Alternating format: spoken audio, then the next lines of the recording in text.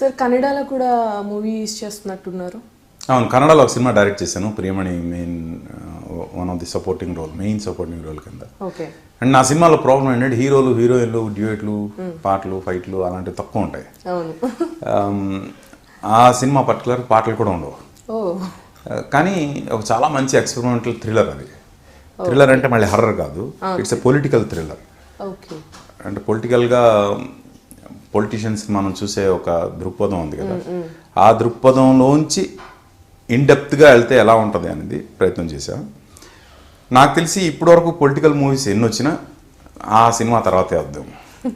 అంటే దానిలో నేను the other side of a politician చూపించే ప్రయత్నం చేస్తున్నాను. ఓకే. ఇప్పటివరకు ఎవరు టచ్ చేయని ఒక కాన్సెప్ట్ అది. అదేంటి అనేది సినిమా చూస్తే అర్థమవుతుంది, కానీ ఇప్పుడు చెప్పలేను. But definitely very thrilling experience ఆ మూవీ.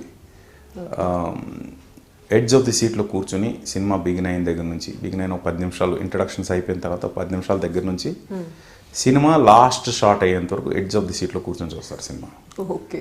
ఆ థ్రిల్లింగ్ ఎక్స్పీరియన్స్ అయితే ప్రయత్నం చేస్తున్నా. కన్నడలో వ్యూహ అని, తెలుగులో ప్రతిక్షణం అనే పేరుతో రిలీజ్ చేస్తున్నాం. Okay. At a time release చేస్తున్నాం. ఓకే. ప్రియమణి గారు మెయిన్ లీడ్, మీరు చేయట్లేదా? నేను అంటే సినిమాని ఇనిషియేట్ చేయడానికి ఒక లీడ్ ఐఏఎస్ ఆఫీసర్ క్యారెక్టర్ అలా ఒక షాట్లో అలా కనిపించి వెళ్ళిపోతాం. ఓకే. ఒక సీన్లో.